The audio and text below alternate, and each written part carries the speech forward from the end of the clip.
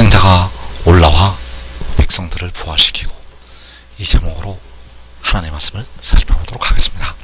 마지막 날에 독생자가 올라와서 백성들을 다시 살리게 됩니다. 그래서 이 시간에 독생자가 올라와 백성들을 부활시키고, 이 제목으로 하나님의 말씀을 살펴보도록 하겠습니다.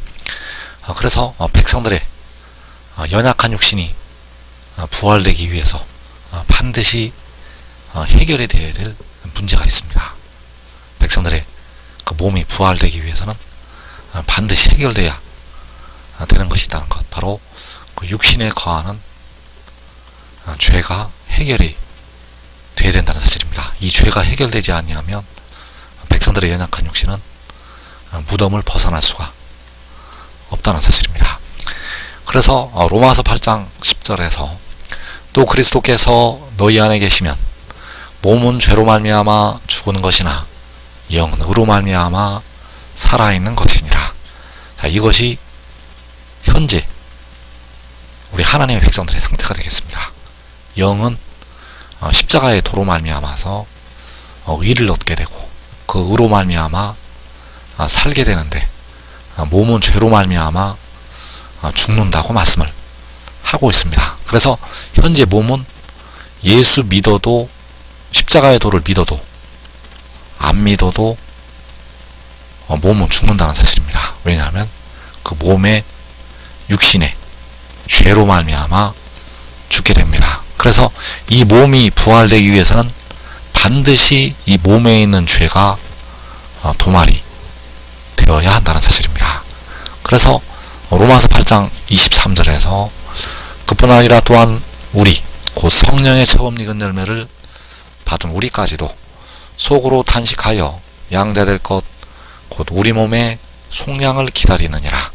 자, 바울이 탄식하기를 우리 몸의 속량을 기다린다고 말씀을 하고 있습니다. 그래서 몸의 속량은 몸에 있는 죄가 속전이 지불되어서 그 죄가 사함을 받는 것, 그것이 바로 몸의 속량. 그래서 몸에 있는 죄가 속죄가 되어야만 백성들의 연약한 육신이 부활이 될 수가 있다는 사실입니다. 그래서 십자가를 지시고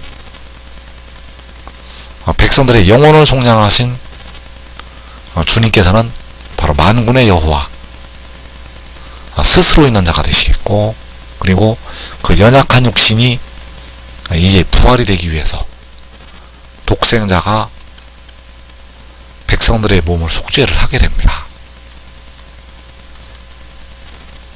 백성들의 몸이 부활이 되기 위해서는 반드시 그 몸이 속죄함을 받아야 된다는 것. 그래서 이사야 53장 10절에서 독생자가 백성들의 몸을 속죄하는 말씀이 들어있습니다.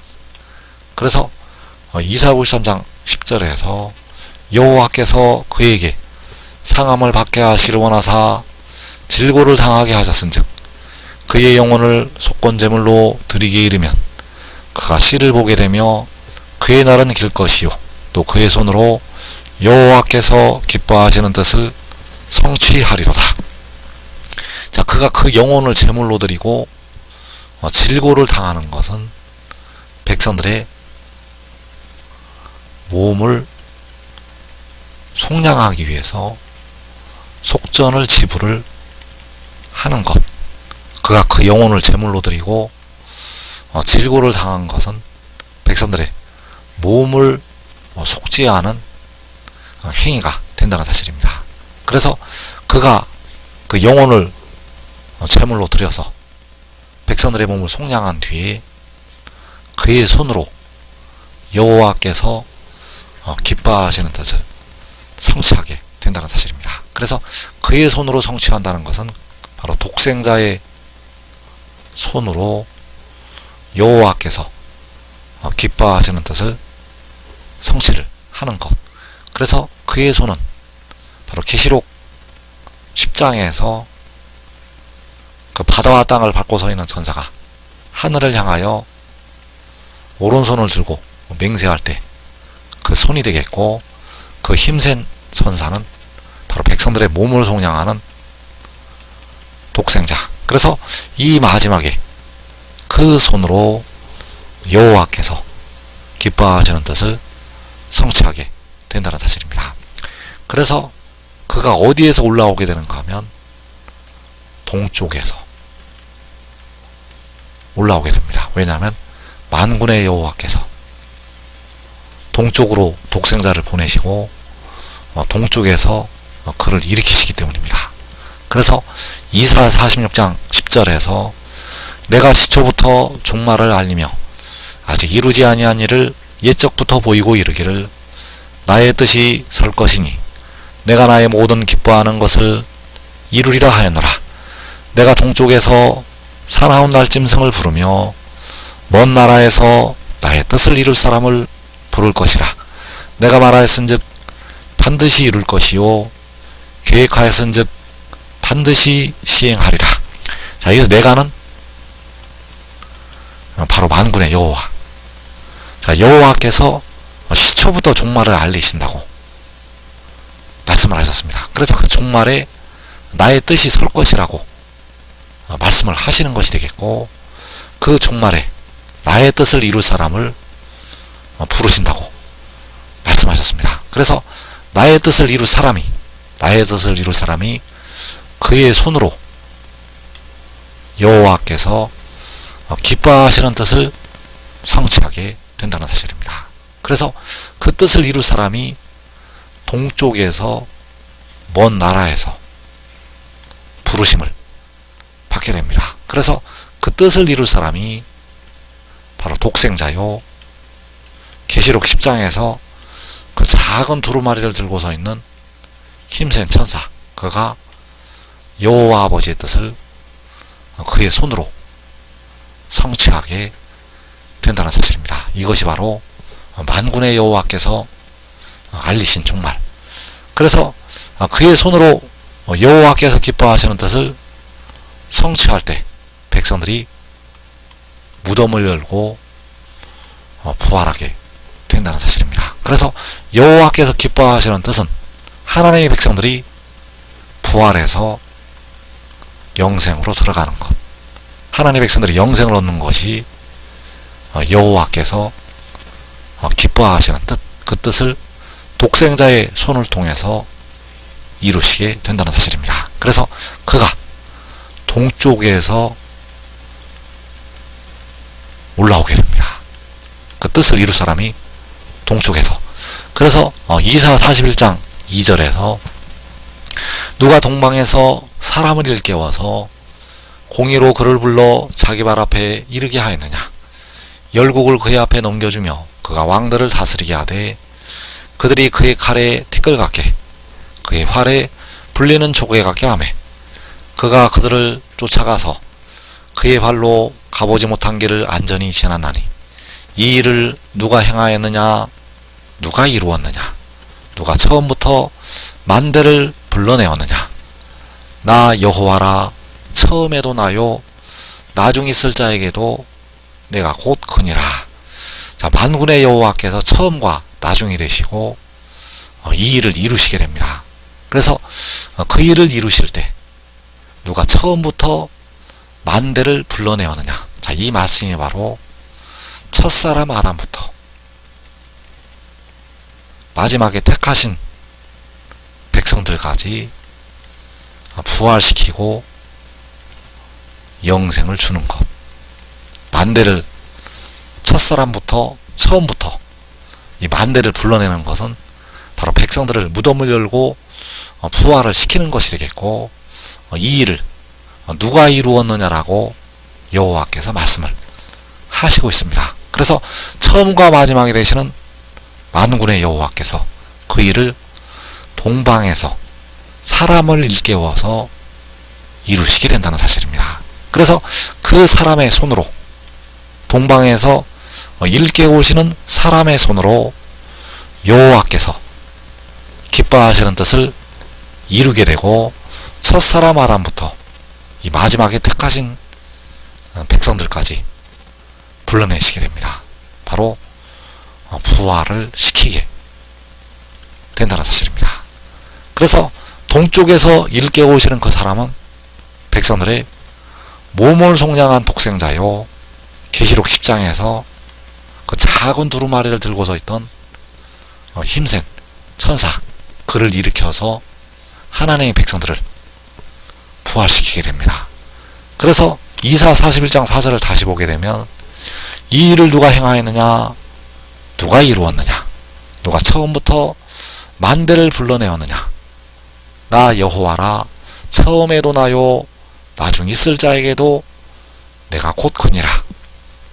자, 처음이요 나중이신 만군의 여호와께서 처음부터 만대를 일으키시게 됩니다. 불러내신다는 것은 무덤을 열고 영생을 주시는 것이 되겠습니다. 그래서 그 일을 처음과 나중이 되시는 여호와께서 이루시게 되는데 독생자로 이루시게 된다는 사실입니다. 그래서 고린도서 15장 21절에서 사망이 한 사람으로 말미암았으니 죽은 자의 부활도 한 사람으로 말미암는도다. 아담 안에서 모든 사람이 죽은 것 같이 그리스도 안에서 모든 사람이 삶을 얻으리라. 이 사망은 육신이 무덤에 들어가는 것이 바로 사망이 되겠습니다. 그래서 오늘날까지도 백성들은 그 육신이 사망에 이르고 있다는 사실입니다. 오늘날까지도 하나님의 백성들의 육신은 무덤으로 들어가고 있다는 것. 그래서 이 사망을 깨뜨리시고 하나님의 백성들을, 그 무덤에 들어있는 육신을 부활을 시키게 됩니다. 그 부활이 한 사람으로 말미암게 되는데 그 한 사람이 바로 동쪽에서 일으키시는 나의 뜻을 이룰 사람. 그래서 아버지의 뜻을 이룰 사람, 그 한 사람으로 말미암아 죽은 자들이 무덤을 열고 부활하게 됩니다. 그래서 아담 안에서 모든 사람이 죽은 것과 같이 그리스도 안에서 모든 사람이 삶을 얻으리라. 자, 그리스도는 두 존재가 있습니다. 바로 만군의 여호와께서 친히 그리스도가 되셨고 독생자가 이 마지막에 그리스도가 된다는 사실입니다. 그래서 여호와께서는 십자가를 지시고 백성들의 영혼을 피로 속량하셨고 독생자는 자기 영혼을 제물로 드려서 백성들의 사망에 이르는 몸을 속량하게 됩니다. 그래서 그리스도 안에서 백성들의 몸을 속량한 독생자 안에서 모든 사람이 살게 된다는 사실입니다. 그래서 누가 처음부터 만대를 불러내었느냐, 나 여호와라, 처음에도 나요, 나중 있을 자에게도 내가 곧 크니라. 그래서 처음과 나중이 되시는 여호와께서 처음부터 만대를 부활시키기 위해서 자기의 독생자를 하늘에서 내려보내시게 됩니다. 그래서 독생자는 자기 영혼을 제물로 드려서 백성들의 몸을 속량하고 아버지의 뜻을 따라서 하나님의 백성들을 부활을 시키게 된다는 사실입니다. 그래서 요한복음에는 독생자의 비밀이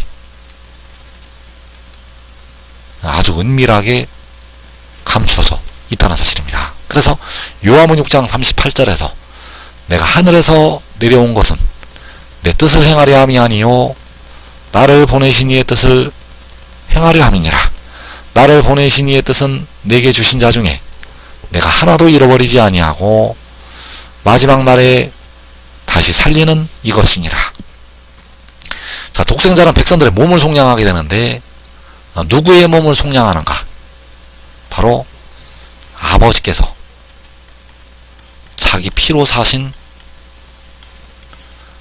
영혼들의 그 몸을 속량을 하게 된다는 사실입니다. 독생자가 속량하는 몸은 오직 만군의 여호와께서 그 피로 사신 영혼들의 썩어질 몸을 속량을 하게 된다는 것. 그래서 그들이 바로 독생자에게 주신 자들이 되겠고, 그 주신 자들을 마지막 날에 다시 살리게 됩니다. 그래서 그 독생자를 보내신 이의 뜻이 마지막 날에 다시 살리는 것이 되겠고, 그 뜻이 바로 나의 뜻을 이룰 사람을